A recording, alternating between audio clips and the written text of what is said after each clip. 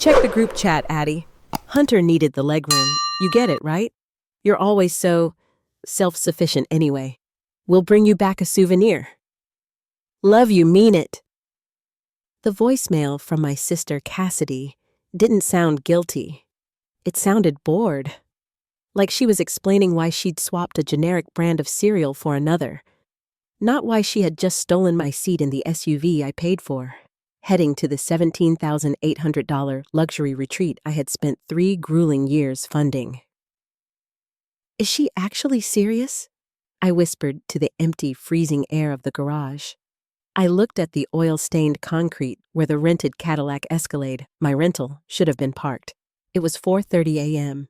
I was standing there in my thermal hiking gear, holding 2 heavy crates of artisanal catering I'd prepared until 2 a.m. The sandwiches I'd hand-wrapped? Gone. The premium coffee thermoses? Gone. My family? Long gone. My name is Adriana Sterling. I'm 26 years old. In my professional life, I am a strategic data analyst for a restructuring firm. I spend 40 hours a week looking at spreadsheets to identify where a corporation is bleeding money and who the dead weight is. I am the person who tells CEOs which departments to amputate to save the heart of the company. But as I stood there in the pre-dawn darkness, I realized I had been the one being bled dry for 26 years. They didn't just leave me behind. They had outsourced my existence while using my bank account as the venture capital for their happiness. I didn't cry. My father, Harrison, always complained that I was cold or robotic because I didn't sob when I fell as a child or scream when I was passed over for my brother's achievements. He mistook my stoicism for a lack of feeling. In reality, it was just the sound of me calculating the cost of my next move. I walked back into the house that stood legally in my name, though Harrison liked to tell the neighbors he graciously managed it for me while I focused on my career. Every piece of furniture, every smart light bulb, every drop of heated water was paid for by the robotic daughter who was currently being ghosted on the I-80. I didn't call my mother Madeline. I knew what she'd say. Addie, honey, you know how Cassidy gets when she's in love. Don't be dramatic. You'll enjoy the peace. The peace. That was their code word for my invisibility. I sat down at my workstation, the nerve center of my life. I flipped the master switch, and 3 32-inch monitors flared to life, casting a cold, predatory blue glow over my face. My fingers danced across the mechanical keyboard with a rhythmic, lethal precision. I wasn't a daughter right now. I was an auditor. And the Sterling family was officially bankrupt.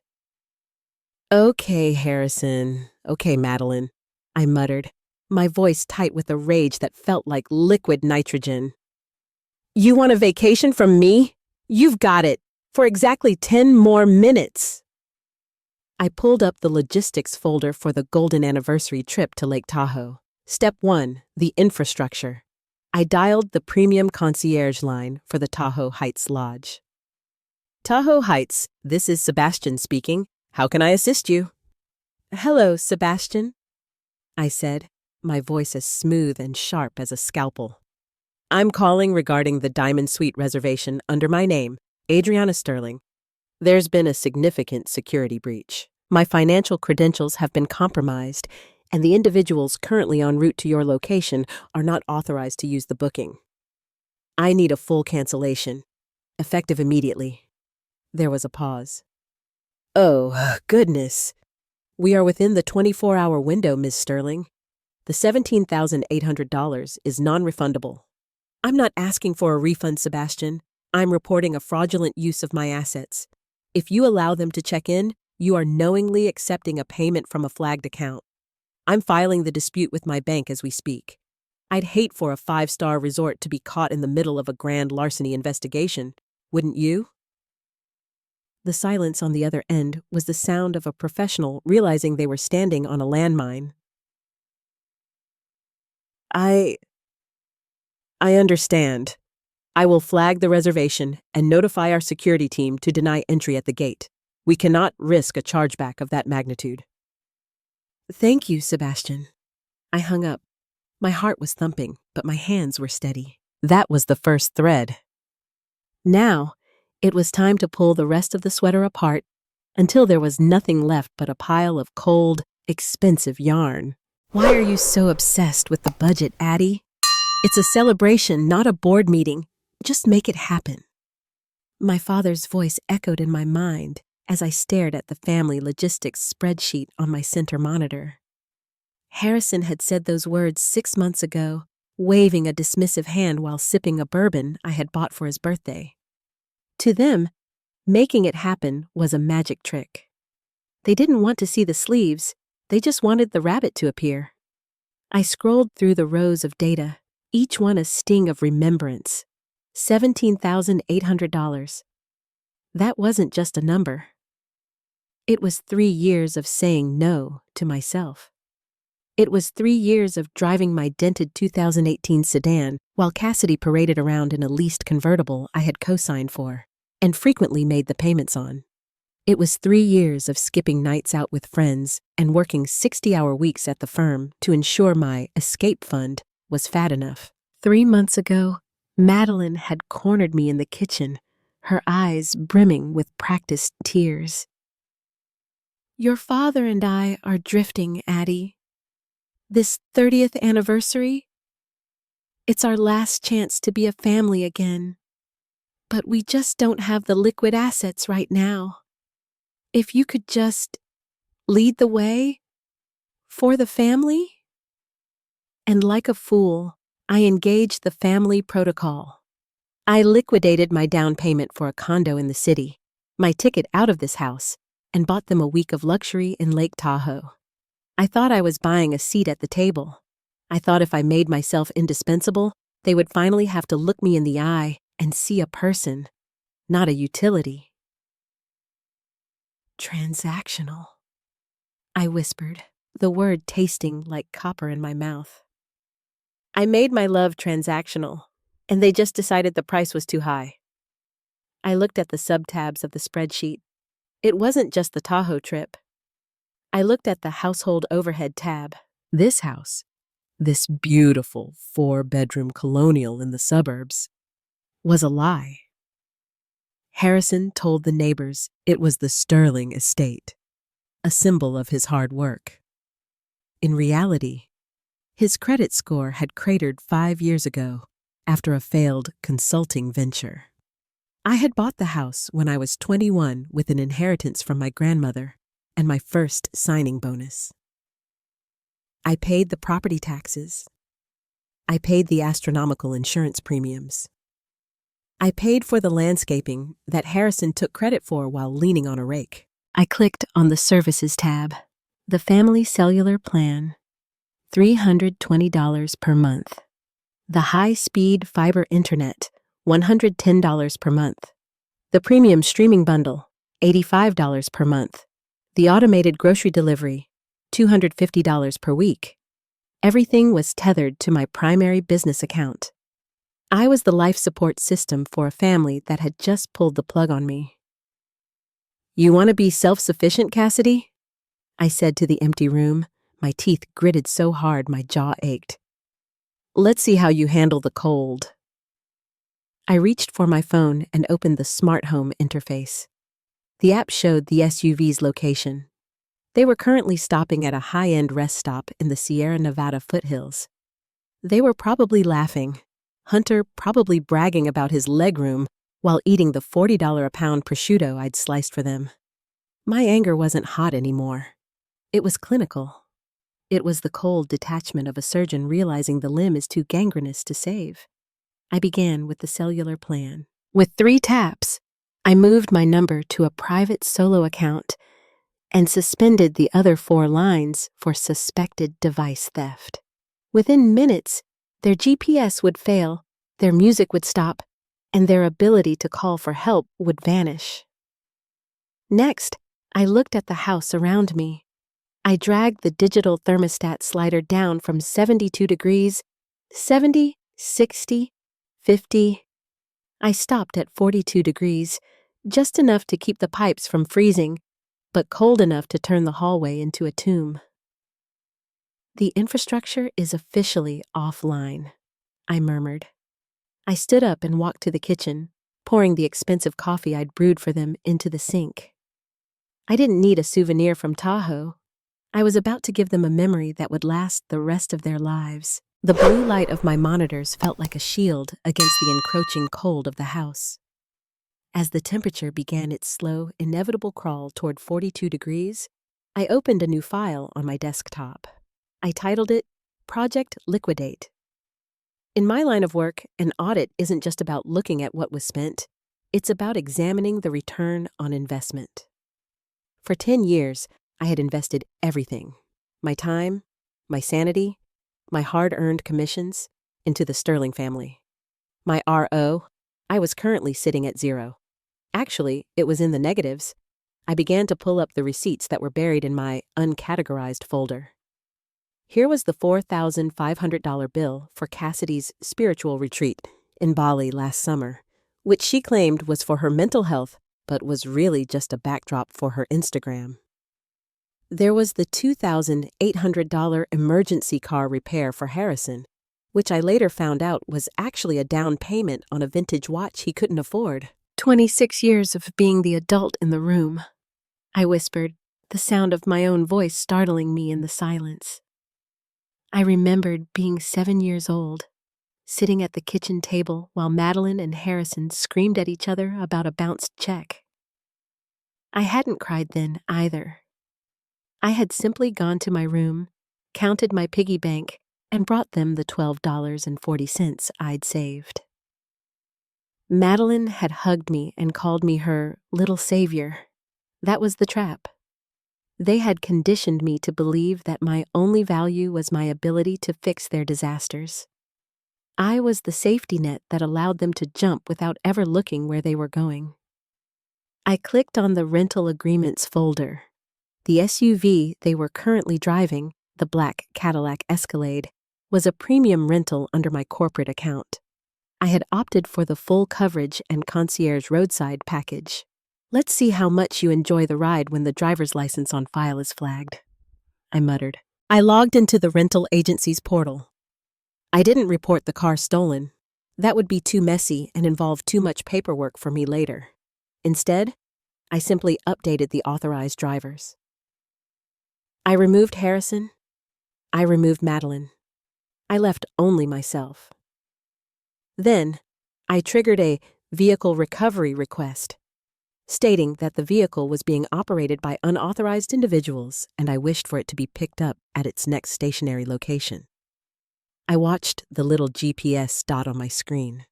They were still at the rest stop. They were likely confused by their phones suddenly losing service. I could almost see Cassidy shaking her iPhone in frustration, and Hunter, dear, useless Hunter, cluelessly trying to restart the car's Wi-Fi. Are you having fun yet, Hunter? I asked the screen. Is the legroom worth the silence? I turned my attention back to the house. I had bought this property 3 years ago to keep us from being evicted after Harrison's consulting firm went bankrupt for the 3rd time. I had let them stay here under the guest provision, never charging them rent, just asking them to be a family. I opened my bank's app and began the final process of the digital purge. I canceled the automated payments for the gardener, the pool boy, and the weekly cleaning service.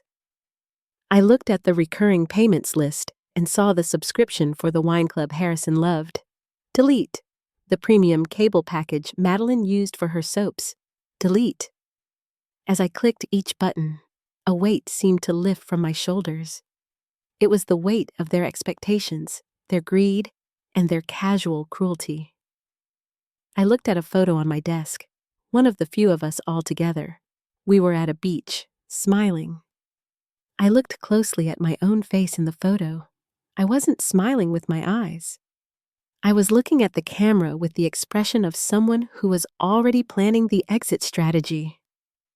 The audit is complete, I said, hitting the save button. And the conclusion is clear. The Sterling family is a liability, It's time to terminate the contract. I leaned back in my chair, the leather creaking. The house was down to 58 degrees now. I could see my breath in the dim light. I reached for my thick wool sweater and wrapped it around myself, feeling a strange, cold sense of peace.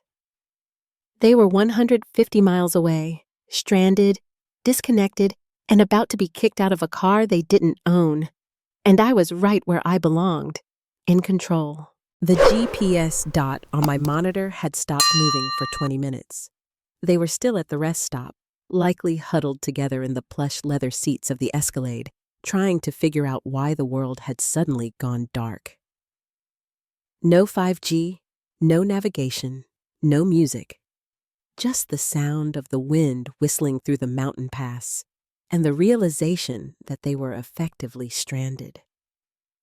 I didn't give them time to breathe. My next move was about the total cost of ownership. I logged into the Sterling family's shared expenses credit card portal. This was the card I kept in my wallet but let Madeline and Cassidy use for emergencies.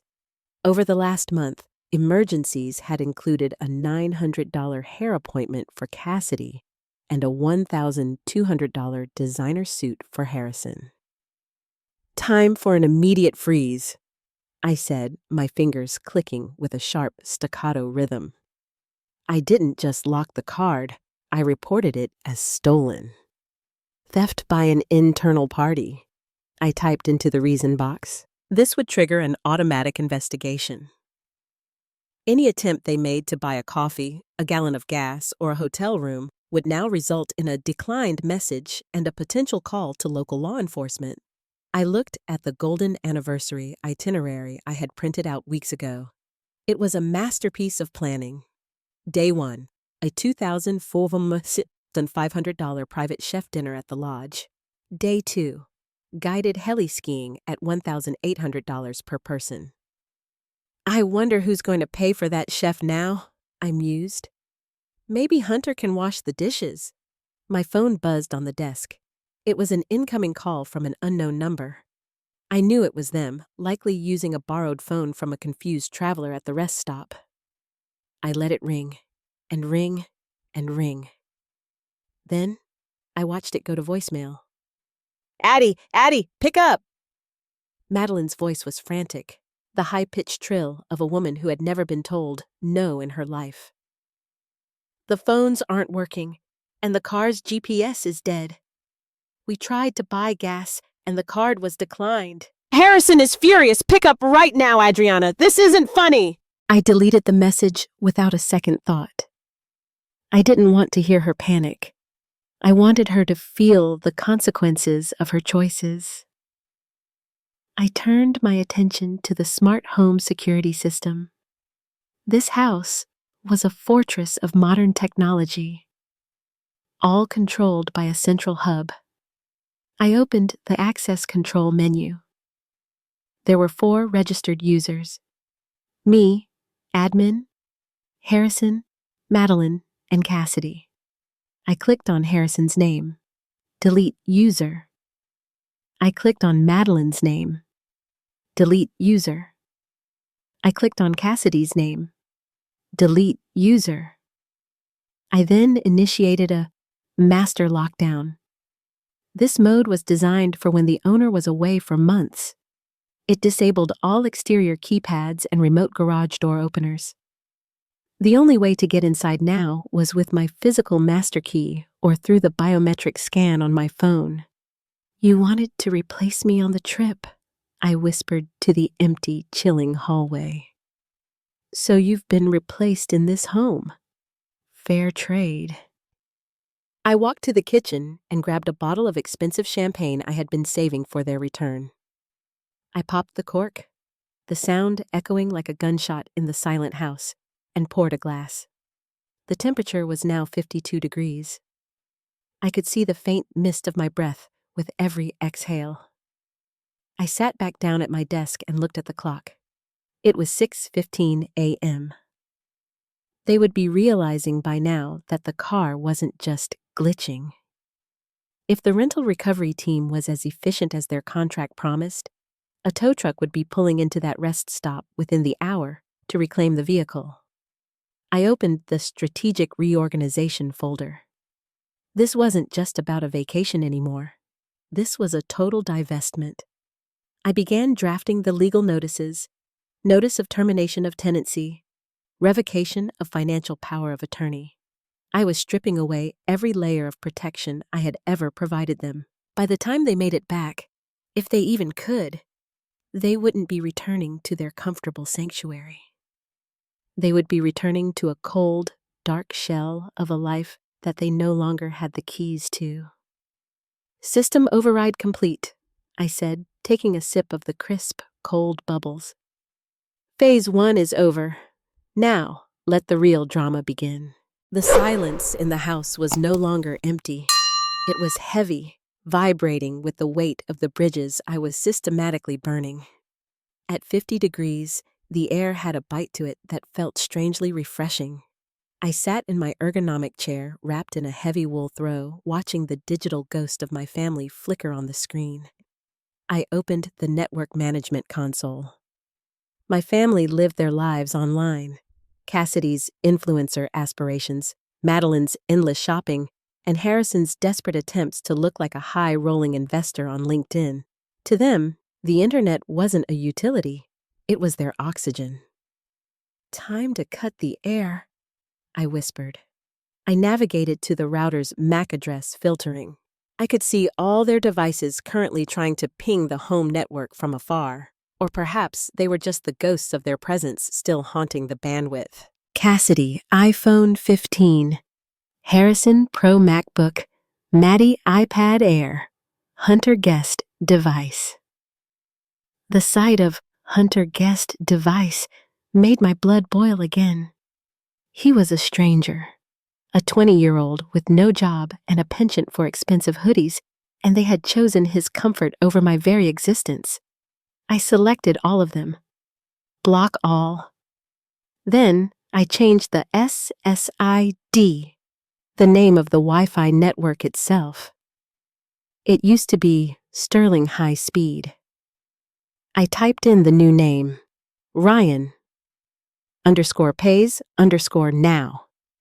It was a jab, a digital middle finger that they would see the moment they stepped back onto the property and their phones tried to reconnect.